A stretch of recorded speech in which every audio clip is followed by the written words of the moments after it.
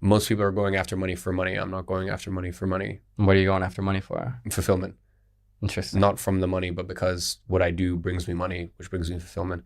There's actually, I've been having this conversation with you. Like, for example, I'll use the word happiness, but I think happiness is a farce. I don't believe it exists. Like, basically, what most people want is either they want peace, fulfillment, or joy. Like, someone's like, oh, when was the last time you were happy? I don't know. I don't remember a time I was ever happy ever. I don't think I don't know what happiness feels like. It's nothing to me. You know, I know times I felt fulfilled, or times I felt at peace, or times that I felt joy. I don't know a time that I felt happiness. I don't know what that is. I think most people think happiness is pleasure. So I know a time I felt joy.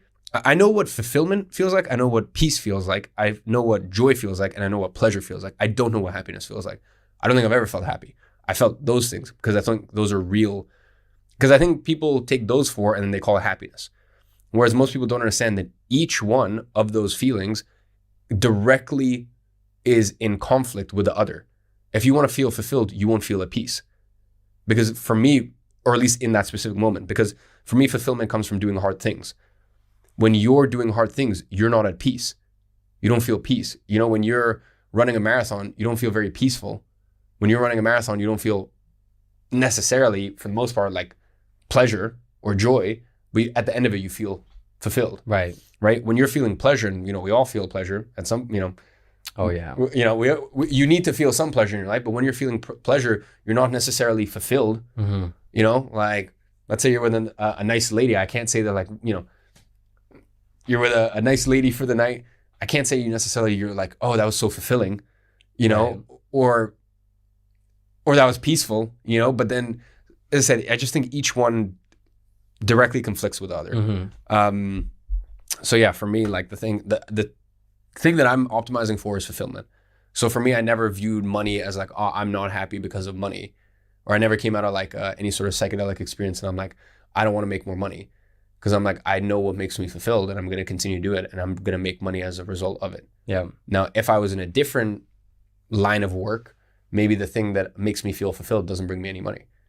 You know, mm-hmm. Let's say, you know, I get my fulfillment. Let's say my burning passion in life is to be a ping pong player. Fuck yeah. You know, I'm sure there's some ping pong players who make decent money, like good money, but they're all in Japan or you know, China. You're not going to become like a big baller, right? But if I knew that was the thing that made me feel, I would just keep playing ping pong. I wouldn't care how much money I made, you know? So yeah. Yeah. There's a whole book on that called The Happiness Trap. And I always thought happiness was like the root or the what's it called? The root of life or like the meaning of life. Yeah. I always thought happiness was the meaning of life. And then my boy Ben, shout out Ben, actually, I told Ben that I was having you on the podcast the other day and he freaked out. He's like, I watch him all the time. Are you kidding me? That's why you're in London? But he told me, like, when I was in freshman year of college, he goes, if happiness was the meaning of life, then heroin addicts would have it all figured out because they're the happiest people in the world based on the chemistry. Fulfillment, just like you're saying, is what you need to look after, what you have to go after, because that's what's going to, would you rather be happy at the end of your life or filled?